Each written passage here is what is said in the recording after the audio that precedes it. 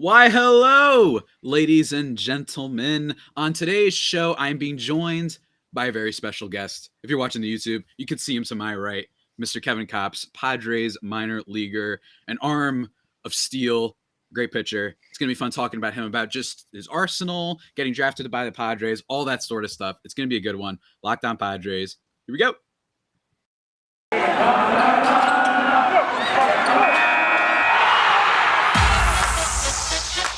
You are Locked On Padres, your daily San Diego Padres podcast. Part of the Locked On Podcast Network, your team every day.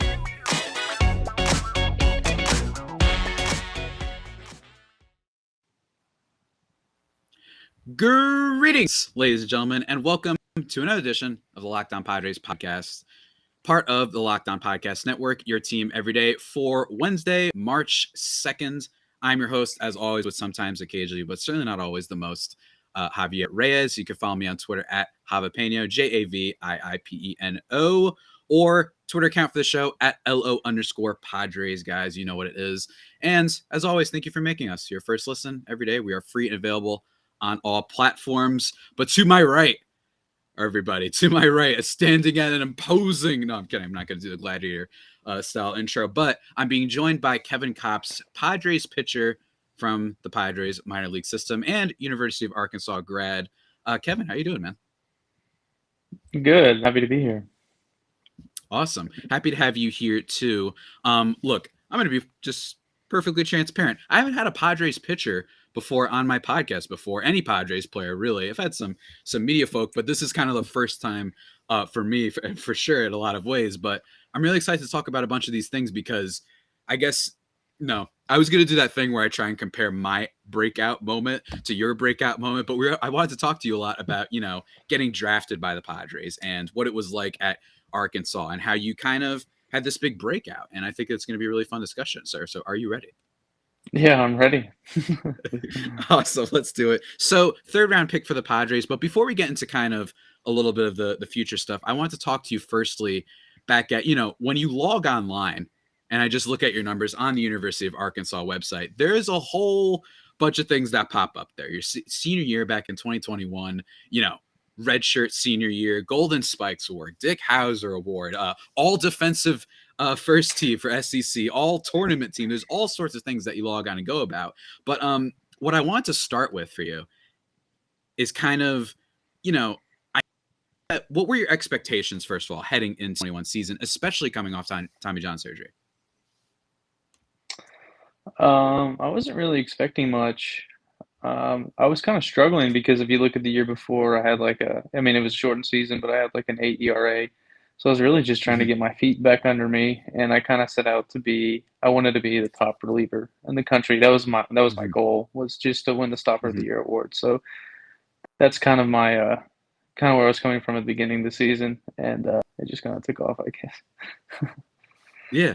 I mean, and what I think is interesting too is, like, at least I often find that recovery and bouncing back, from just not just a season that didn't live up to your expectations, but also from surgery. As fans, we often, like, these days with the advanced technology, right? We're always like, all right, Tommy John surgery, he'll be back next year. It's kind of like we make a disassociation with, like, well, there's another person on the end of that. And that doesn't always mean that they're going to come back 100% the same way and whatnot. What is kind of like that recovery process like that maybe fans and outsiders might not always be familiar with? Yeah, I mean, even me inside the sport, I kind of thought the same way about Tommy John surgery.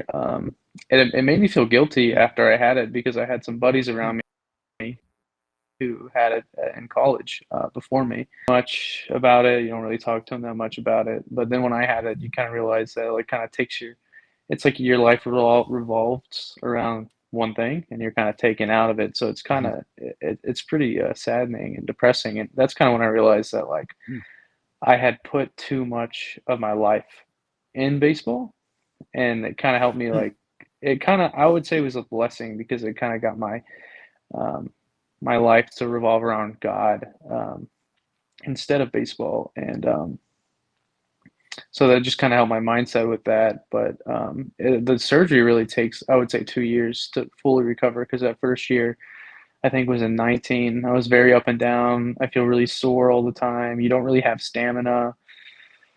Um, so it's pretty it's pretty not fun. Yeah, it's not fun.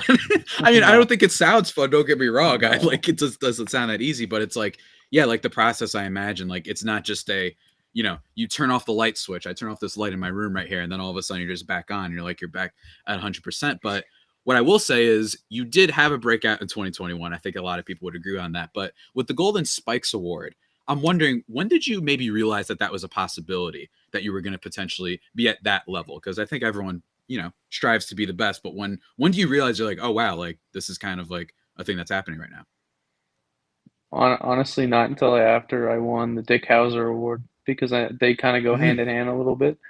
But my Mm-hmm. teammates would joke about it and talk about it all the time, but I really didn't put any thought into it, especially during the season, especially with everything going on. Like, it's easy to kind of Yeah. look at your own numbers. So I really just tried to focus on what I needed to do to win the game on that day, and that was kind of my whole focus. So I didn't really think Yeah. about it at all. Yeah, I totally get that. Well, not totally, obviously. I'm not a professional Yeah, pitcher or anything like yeah. that, but I get what you're kind of saying there. Kevin Kopps threw for a program record ERA below 1.90 in 2020 and struck out 131 batters, which is the third most saw program history. But you mentioned a little bit about your teammates, and I wanted to ask about that because I saw in a video somewhere, I forgot when I saw this, but you mentioned how much confidence you had in your teammate at Arkansas, Casey Opitz. Hopefully, Opitz. Did I say that name correctly? Oh, Okay, Opus, that's right. Opitz, your catcher. I wonder, do you think that the chemistry between a pitcher and catcher is something that should be talked about a little bit more? Like how important is that to not just your success, but the success of the team as a whole? Oh, I think it's super important. I guess to understand it is like the pitchers. I think pitchers can get really heady, and that's why they're not Mm, very good hitters. Is because they think a lot, and mm, so having a guy behind the dish that you trust, not only like defensively, but also to help you with your pitch calling and like to help you have confidence in your own pitch and the own pitch is being called. Because for the most part, you and your catcher are on the same page. Like you're thinking what to throw, and he puts it down. So there's not really any confusion there. But then occasionally he'll put something else down. You'll be like, you know what, that sounds like a good idea. Like that's a good idea. Or mhm. like you shake him off when you don't think. But like having two guys on the same page with the same idea, um, it makes a really big difference in the game. Do you recall like any specific moment where you were like, oh man, that was just our minds were melding as one? Yes, I cannot remember the game, but most of the time, obviously, I throw like a cutter slash slider Yep. almost every pitch. So it almost got first off, it almost got comical because he just put down a three, and I'd be like, "Yeah, good idea, good idea." Just like repetitive threes, and then like I remember one game, I didn't throw very many fastballs, but this one game I threw two fastballs, and both times he put them down, I had already like kind of been like, I think I need to throw a fastball here, and he threw it down, and it's just like you're just so in sync. You don't even think about like how like wow, what a coincidence. You just think like it just gives you like that much more confidence when you're in sync like that and conviction in your Mhm. pitches. Yeah, I guess a lot of people would say definitely confidence and pitch and go hand in hand. But before we talk about like kind of your specific pitches, I really want to ask about that, like the aforementioned cutter, like you mentioned.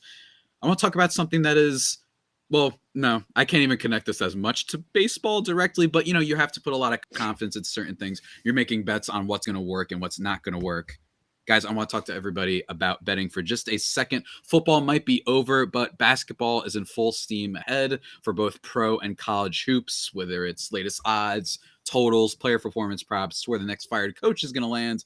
BetOnline has you covered for the number one spot, all your sporting needs. And of course, it doesn't just remain the best for basketball, but baseball, football, hockey, boxing, UFC, all that sort of stuff. They probably got college baseball stuff out for you there. Maybe not college baseball. Yeah. Actually, I'm about it. Yeah, they do. Actually, they do have some stuff for you over there, guys. Maybe for the Oscars, if you're a movie buff like me, maybe you're looking forward to that stuff. They've got you covered. So head to the website today or use your mobile device to learn more about the trends in action. Bet online, where the game starts. So Kevin, now let's move on.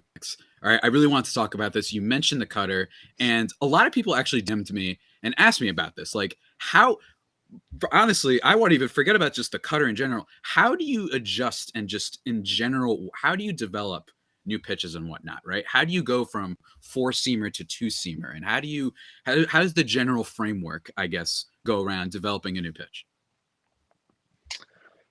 That's a really good question. I think it varies from player to player, but for me personally, and I can speak for some other players, Mm-hmm. more of the pitch moving around is them trying to find or trying to find a pitch that works for, I would say, their certain arm action or their certain Mm-hmm. yeah, but there's certain arm action pretty much and their metrics with their ball. So I think that's what a lot of the pitch adjustment kind of comes to. Like I would throw a four seam, but it's a really bad metric wise, and you can see in results. It's just really easy for hitters to see. So I switched it back to Right. two seam, and you can through analytics and stuff, you can see why my two seam works and like how I should like tweak it a little bit to adjust it. For me personally, I've always been really good at throwing off speed. I think pitches like take maintenance. Like you Mm-hmm. play catch every day, but I think they take a certain amount of maintenance. I like to really like feel out pitches and like feel what you're trying to do. I think a lot of people have a bad understanding of how to throw like a good breaking ball. I think they think to like Mm-hmm. kind of come around the ball and get on the side of the ball, which it does work, but you don't get your best pitches out of it. And I think that's where like feeling out these new pitches, because you really have to get behind the ball, because I don't think most people know that even on like curveballs, you still like pronate your arm on fastballs and changeups. Your arm will still Gotcha. pronate. So Mm-hmm. the more you're on top, the more it'll kind of snap down. Sorry, I'm really diving deep into how to throw off speed. It's okay. It's okay. Go for it, man. um, um, but no, it's a comfortability thing, and just finding what pitch you can get the feel for. Did that answer your Right. question, or just okay? No, I mean you're doing great. Look, man, whatever you say is kind of like, especially for me, because I mean the last time I played when I was like in middle school, and I think I did a tryout for pitching, and then I just kind of realized that I was more of a fan of baseball, and I was just like, you know, I'm good. The only thing I could ever do is field at third. I was really good at fielding. I'll tell you that much. Can I hit the ball for anything? But in terms of the hitting, you mentioned like, you know, with the four seamer, just I think that doesn't always, for the casual fan and people who are just getting into baseball, the idea of like being able to disguise your pitches, right? Like obviously and whatnot, but like the delivery, like you said, like when you watch pitching breakdowns, which I'm not going to pretend to say I understand fully, but like just the slightest of arm movement at the top, depending on where you actually release, changes everything. Was like, how do you go about sharpening, enhancing some of those pitches to have a more well-rounded, you know, teams, they look for well-rounded approaches and whatnot because they want to see that pitcher or batters, they don't come up to the plate being like, I know what he's going to throw every single time. Yeah, I would say kind of part of that is like the deception you were talking about. The deception kind of comes with like whatever arm action you're trying to do, and um, you want a pitch that's really unique. So Mm-hmm. hitting, you see like a lot of the same pitches over and over again, so you get used to those, and you have to, and I think that's why hitters generally take longer to get to the minor leagues, is because they have to get those repetitions. Not that they need them, but some of them do need them. So when you have a pitch that hitters haven't seen before, it has like unique characteristics according to your arm slot, is when you really get the Mm-hmm. deception in. And I think that's what my cutter does. It doesn't really fit. If you look at like a chart, an analytics chart, it doesn't fit on any Mm-hmm. of the any pitch that's a typical pitch. Um, so just kind of I would build off of that, like build off the uniqueness of my cutter to build a profile for like my set. What would be my fastball as a secondary, and Cool, cool. so like hitters focus on my cutter, but I have to like keep them honest with a fastball, even though the cutter is the best pitch. Um, yeah. Yeah, gotcha. It's kind of like an out pitch, I guess, dare I say, for a lot of people who describe it and whatnot. And you have to, you know, good mix up of stuff. And I think that's a great point by you. But I'm also wondering, you know, now looking forward, I mentioned, you know, what teams are looking for right now and whatnot when it comes to having a more well-rounded approach. So let's get into that just a little bit. what in the world is the draft process like, right? Like I can imagine you just, like I said, third round pick by the Padres, 99th overall. It was like, what it just straight up, just what is the draft process sort of like for you in the moment, getting drafted and heck, even just getting ready to pack? Stressful, super stressful. Even being in a good position, like I felt like I was in, it's super stressful. It happens so fast. You pretty much, or at least for me, I just got a phone call, and within 15 seconds, my name was called on the TV. A Wow. lot of emotion with my family, and then I wasn't really sure what was going to happen next. I waited like a day or two, and then I got a call, and they're like, "All right, you got a flight, uh, like in a day," and yeah, they What didn't do you really do in give those much like 2 days? information. What do you do in those two Frantically days? Are you pack. just Well, I had frantically a packing and whatnot? yeah, I was in Arkansas, and I have a dog, and I had to drive him home to Houston Mm, to my parents so they could watch him while I flew to Arizona. And then I wasn't sure how long I was staying there. I didn't know if like I went up there for my physical and then went home and then went to my affiliate. So I was like, do I pack for a month? Do I pack for a week? And mhm. there's no information. It's all hectic chaos. Yeah, it sounds pretty hectic. May I ask, is this the same doggo that is featured in your Twitter icon? Uh, I would say yes. I don't think I have my dog on my Instagram maybe. Or no, I think if I'm not am I like going nuts right now? Isn't there a doggo? Yeah, it looks like it in your Twitter icon. Yeah, I'm pretty sure. Let me see. Do I have it up for you right now? Let me see if I can pull it up to the screen. I don't know if that Oh, comes we out or did. whatnot. I'm sorry. Yeah, that's him. I completely forgot I changed my picture. I don't get on Twitter very It's okay. much, obviously. Yeah, it's totally fine. I'm on Twitter probably too much. You scared me for a second. I was like, whoa. Am I like imagining things and No. whatnot? What is Yeah, real that's him. and what have you? And the next question I wanted to ask you, did any team, and this actually comes from Lindsey Crosby over at Locked On MLB Prospects, great podcast for everybody out there, by the way, that I recommend checking out. He asked, did teams talk to you pre-draft and whatnot about that kind of dichotomy, starting versus relieving, or were they kind of all in on just wanting you to keep those same out pitches and that same style to be just a dominant sort of reliever or closer? There was no talks of starting anything. Not even long relief. I think it's kind of all down to just closing. Kind of, I know that the MLB works differently, where relievers only really throw an inning, anyways. But it was Mhm, all that closing sort of style, which I appreciate. I like that. mhm. Awesome. Um, and I guess let me just ask you one thing right now. Now, you haven't been pitching in minor leagues necessarily for the longest time as some other people, but are there any like immediate differences that jump out to you? Because I know, like, baseball casual fans, they watch like Moneyball and they see like the differences between playing in Oakland and whatever, where the candy bars and stuff like that versus how people approach things. You've already mentioned like the analytical approach. Like, is the program, is the kind of lifestyle, even just the general living, are there any like giant differences for you that really stick out since you got drafted?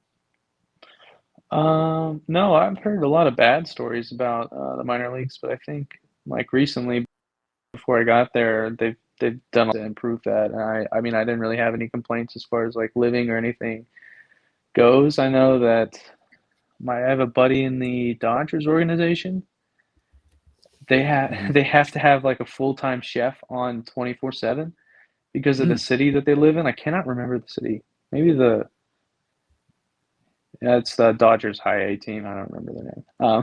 Yeah, it's They okay. have to have a they have to have a full they have to have a full-time chef because there's like it's just super hard for like anybody to get food in that area, and like nobody has their car anywhere. And but for the most part, I would think all the teams are pretty similar, and the foods, I can't complain about the food or the living.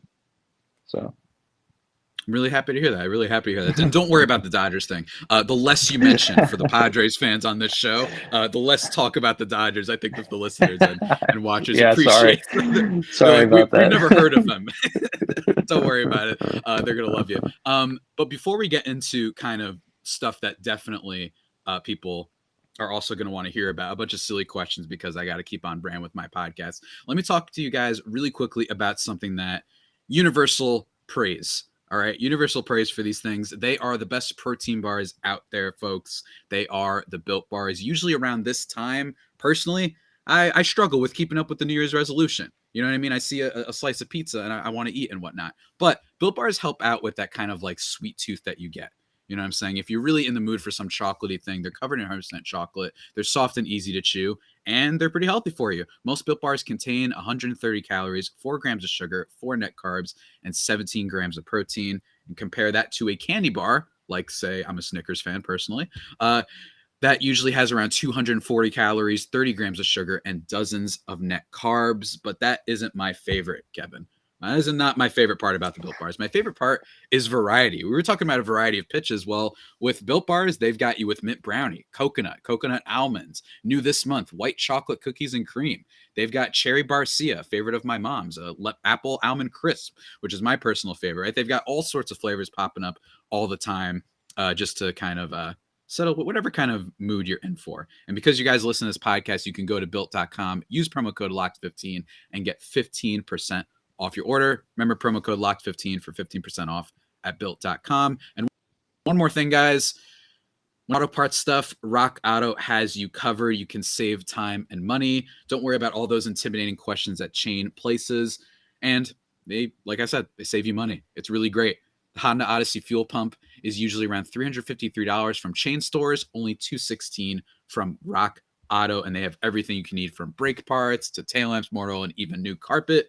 So what are you waiting for? Go explore their easy to use and easy to navigate website. I've looked at it myself as someone who knows nothing about cars. It's great. Go to rockauto.com right now and see all the parts available for your car or truck. Right, Locked On in their How'd You Hear About Us box, so they know we sent you. Amazing selection, reliable low prices, all the parts your car will ever need. rockauto.com. All right, Kevin, we're in the waning moments. We're in the final countdown. And I wanted to just ask you a few fun questions before closing out about, 2022 and expectations and whatnot. Just a couple fun questions for you. Let's start with this. Let's see here. What was your, I imagine people have actually asked you this before. Who was kind of your favorite player growing up? Or may I even ask, like, what was kind of a thing, maybe an aspect about baseball that you loved growing up and made you fall in love with the game? I would say my two favorite players. I had two. I'm going to say two because Biggio. I really liked watching Biggio, Astros hitter.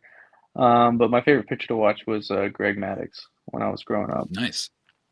I think those are great choices, yeah. I think the aspect. It, yeah. Sorry. I think the aspect of pitching that that I liked growing up was kind of like the individual part and the team part. And growing up, I kind of realized that there's a lot of comparisons or good comparisons and good learning points in baseball that correlate with life too. And just kind of recognizing those made me really fall in love with the game. Is there one in specific that kind of stood out to you? I think in baseball, you have to like really work hard. It's like it's not just, you can't just be big. You can't just be fast or something like that. There's a lot of like small skills that you need to have and have sharpened. And it takes a lot of time to refine those. And just like putting in time for the little things kind of helps you appreciate putting in time for the little things in life. I really like that, man. That was really well said. Next question I wanted to ask you, just kind of, you mentioned how you had to wait after you got for a couple days before you got a call and whatnot. I'm wondering, like, what do you do? Have any spare time? What is kind of like any fun hobbies that you have? Oh, man, to be honest, I like to play Minecraft. Minecraft. Yeah. Very soothing. Minecraft, I love the music of that one too. Big Minecraft. I like Minecraft. Yeah. I started playing the piano recently and then just playing with my dog. Those are really the only things I do. That's awesome. Yeah. I remember with Minecraft, I built with my friends like a live replica like football field, and then we had a baseball field next to it. We never got to finish basketball, but I do remember we did that. It's very soothing, right? Like that music and whatnot. Yeah, Minecraft's awesome. Yeah. And speaking of video games, I'm wondering, are you a fan of, do you enjoy watching people play like the MLB The Show series or baseball games in general?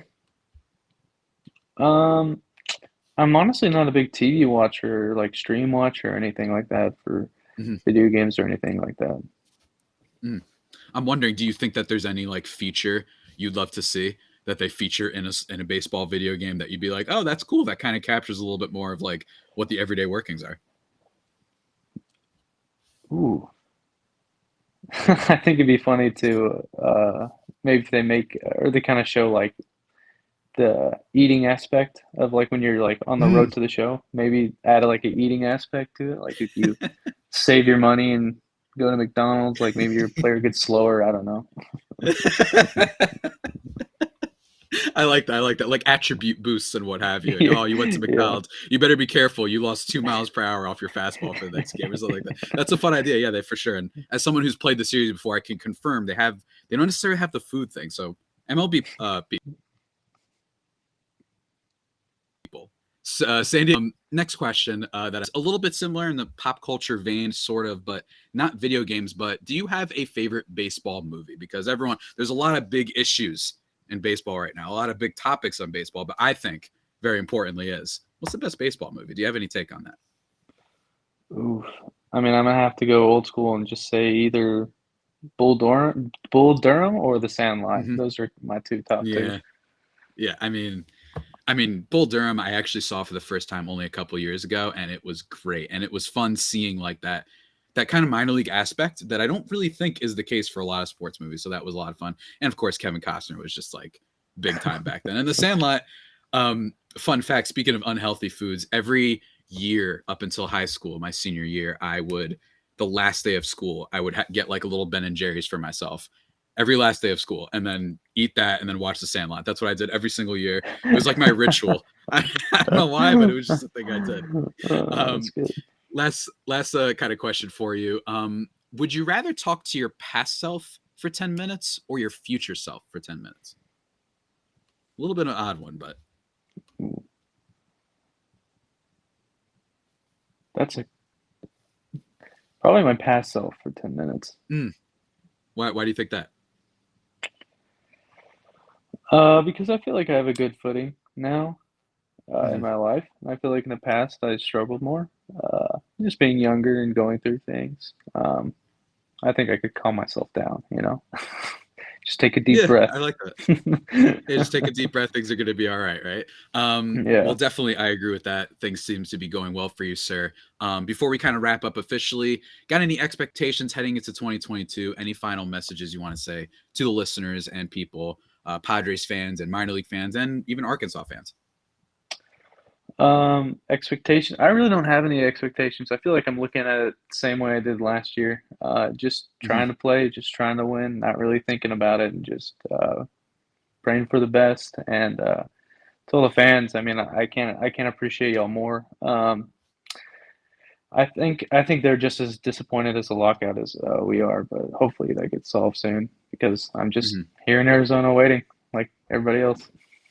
Yeah, everybody's waiting. We'll have to see how that all unfolds. But what I can tell everybody, this is a blast. Kevin, thank you so much for being on the show. Wishing you the best of luck in 2022 and beyond. Even if you're not in the Padres, whatever you're doing, with your building your next Minecraft creation, whatever that is, wishing you the best of luck, sir. Thank you, Javi. All right, cool. Thanks so much, man. With that all being said, that about does it for today's edition of the Locked On Padres podcast, the only pod that may be better than the Padres themselves. Remember to subscribe to the podcast wherever you get your podcast from. Follow me on Twitter at Javipeno. If you're watching the video, I'm almost pointing to it at Javipeno, JAVIIPENO. You can follow Kevin on Twitter, even though he says he doesn't use it all that much, at Kevin Kopps with 2 P's. You can check that out for sure. And until next time, stay safe and, of course, stay faithful. My Friar Faithful homies, take care.